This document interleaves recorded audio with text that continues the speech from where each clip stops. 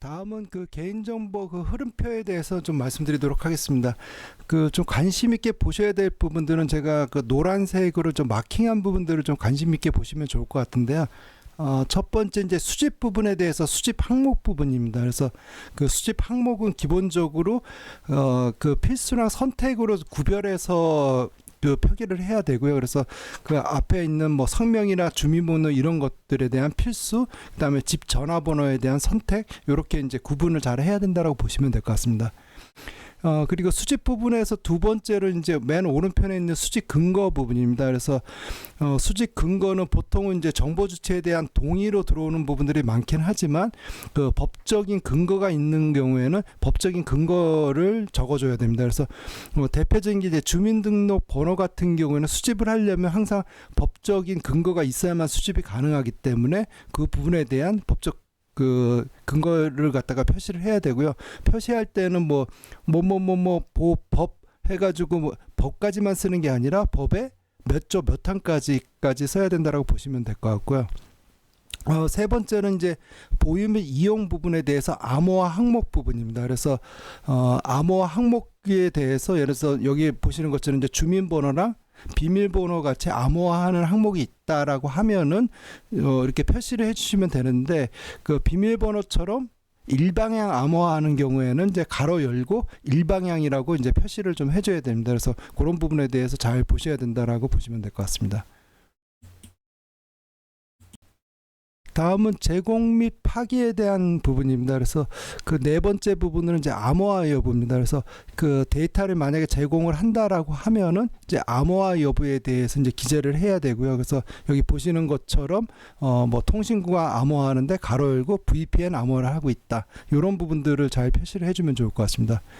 마지막으로 이제 파기 부분에 대해서는 그 보유 기간에 대한 어떤 명시를 해야 됩니다. 그래서 예를 들어서 뭐 민원 처리 완료 뭐 인원 1년 내에 뭐 파기를 한다든가 민원 처리 완료 즉시 파기한다든가 이런 식으로 그 보유 기간이 언제까지인지 이 부분에 대해서 좀 표기를 해야 됩니다. 예, 다음은 그 개인정보 이제 흐름도 부분입니다. 그래서 뭐 흐름도 자체를 그리라고 하는 것들은 시험 문제 나오진 않지만 흐름도를 갖다가 좀 해석을 해야 되는 부분들이 있고요. 그리고 흐름도는 기본적으로 흐름도 자체라기보다는 앞에서 설명드린 그 개인정보 흐름표랑 이 흐름도가 일관성이 있어야 됩니다. 그래서 그 일관성이 깨지는 부분에 대해서 집중적으로 좀 보시면 좋은데 그 일관성이 깨지는 부분이 크게 보면 네 가지 부분이 있다라고 보시면 될 것 같습니다. 그래서 그 검은색 마킹으로 그 1번부터 4번까지 써 있는 이 부분을 좀 자세히 보시면 좋을 것 같고요. 첫 번째는 이제 암호화 부분입니다. 그래서 그 암호화를 뭐 데이터베이스에 이제 암호화로 저장을 한다라고 했을 때 그 DB 암호화에 뭐 가로 열고 패스워드랑 주민번호 그래서 어떤 항목들을 암호화하는지 이 부분을 좀 표시를 해야 되고요. 그 다음에 그 데이터를 갖다가 그 외부 연계를 하거나 뭐 제공을 하게 될 때 이제 암호화해서 제공을 하는데 이런 부분들에 대해서 시스템이 어떤 식으로 연계가 되고 그 연계하는 항목의 그 어떤 제공 방식이라든가 뭐 이런 부분들을 갖다가 표시를 해줘야 됩니다. 그래서 뭐 시스템 연계하는데 VPN 또는 시스템 연계하는데 EAI 뭐 이런 식으로 암호화 방식이라든가 아니면 연계 방식 이런 부분들을 표시를 좀 해주셔야 되고요.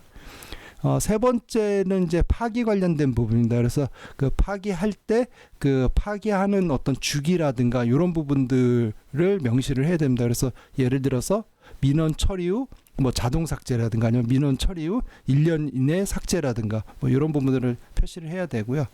마지막으로 그 우려사항 부분입니다. 그래서 앞에 이제 그 개인정보 흐름도를 봤을 때 우려사항이 있는 부분 같은 경우에는 어떤 별표 같은 거를 표시를 하고 우려사항에 대한 주요 문제점이라든가 또는 이제 관련 지표에 대해서 요약해서 이제 기술을 하게 됩니다. 그래서 이 화면에서는 외부 기관과 인터넷을 통한 개인정보 제공 시 안전 조치에 대해서 뭐 그 암호화 전송에 대한 미흡이다 라고 하고 지표 번호는 3.3.7 이렇게 좀 표시를 하셔야 된다라고 보시면 됩니다. 지표 번호를 표기하는 가장 큰 이유는 그 일관성 부분입니다. 그래서 어디서 지적한 부분이 계속 일관성 있게 그 쫓아다니는지를 추적 관리하기 위해서 지표 번호가 들어간다라고 보시면 될 것 같습니다. 다음은 시스템 이게 구조도에 대한 작성 예시로 보시면 될 것 같습니다. 그래서 그림과 같이 나와 있는 약간 네트워크 구성도 비스무리한 거를 갖다가 이제 시스템 구조도라고 보시면 될 것 같고요. 그래서 요 시스템 구조도를 뭐 그림과 같이 너무 뭐 상세하게 그린다라기보다는 전체 맥락을 좀 이해할 수 있는 어떤 개요적인 수준에서 그린다라고 보시면 될 것 같습니다.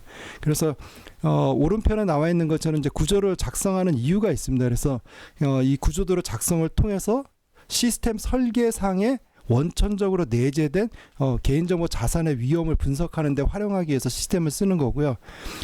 가끔 이제 보안 사항 때문에 시스템을 갖다가 시스템 구조도를 갖다 그리지 않는 경우들이 있는데 이 보안이 중요하여 공개가 어렵다고 판단될 때는 비공개 처리도 가능하긴 하지만 가급적이면은 시스템 구조 분석은 이제 수행돼야 되고 보안상 민감한 부분을 제외하고 단순화해서 작성할 필요가 있다라고 보시면 좋을 것 같습니다.